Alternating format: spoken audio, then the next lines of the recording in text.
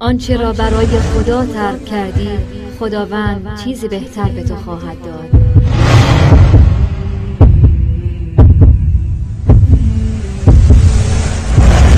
آنچه میشنوید داستان حقیقی پسر و دختری جوان است که قلبهایشان آکنده از عشق و محبت به همدیگر بود.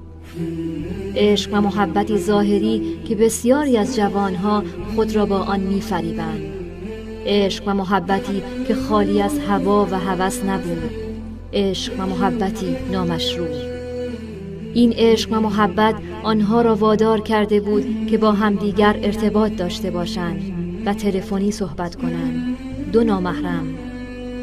حال آنکه رسول گرامی اسلام صلی الله علیه و سلم فرموده اند که اگر مرد و زنی نامحرم با همدیگر خلوت کنند، سومین نفرشان شیطان خواهد بود.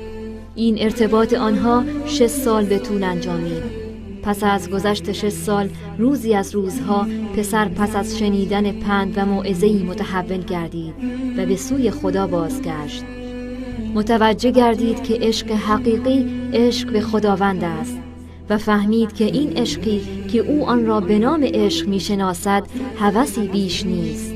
ارتباط با یک نامحرم، خلوت کردن با یک دختر. با خود می‌اندیشید که چه کار کند و چگونه خود را از این مهلکه نجات دهد. آیا عشق حقیقی یعنی محبت و پیروی از خداوند را برای خود برگزیند یا با عشقی نامشروع و هوسی زودگذر تیشه بر ریشه آن عشق حقیقی بزند؟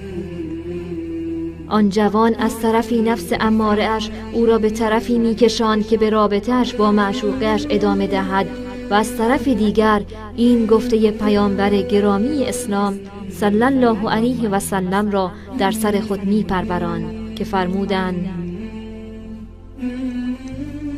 هر کس چیزی را به خاطر خداوند رها کند، خداوند چیز بهتر را نصیب او خواهد کرد.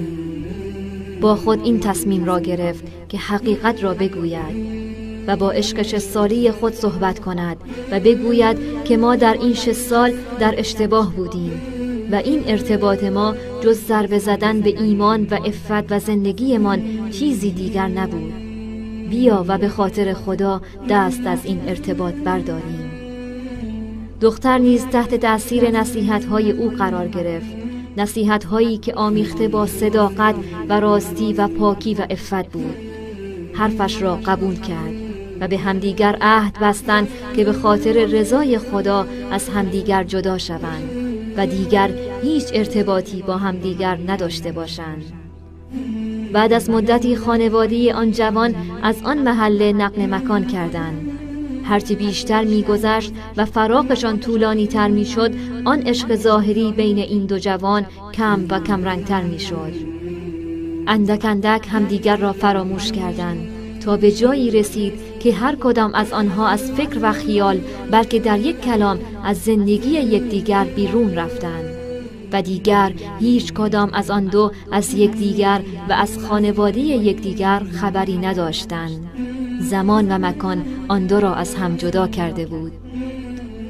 پسر چند سالی مشغول عبادت و دعوت به سوی دین خدا گردید و از جوانان خوب و مؤمن شد. پس از گذشت روزها و سالها جوان به فکر ازدواج افتاد. با خواهر خود مشورت کرد که دختری خوب را برای او پیدا کند. مدتی بعد خواهرش گفت که من دختری را برایت پیدا کرده ام که بسیار با ایمان و خوش اخلاق و با حجاب و با حیاست و این دختر بهترین گزینه برای توست. آن جوان پس از مشورت با خانواده مادر خود را به خواستگاری فرستاد و قرار گذاشتند که قبل از هر چیز دختر و پسر همدیگر را ببینند. روز موعود فرا رسید. جوان با قلبی آکنده از امید برای دیدن شریک زندگیش همراه با خانواده‌اش به سوی خانه آن دختر روانه شد.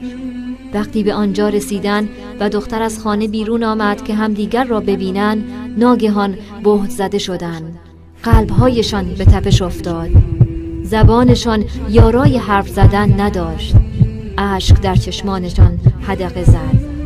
نه پسر باور می کرد و نه دختر. خوشحالی در نگاه هر دوی آنها موج می زد. اما جرأت اظهار خوشحالی نداشتند. تعجب از یک طرف و تحقق وعده الهی از طرف دیگر آنها را بهت زده کرده بود. همدیگر را می شناختند. آری، آن دختر همان دختری بود که چند سال پیش به خاطر رضای خداوند او را ترک کرده بود.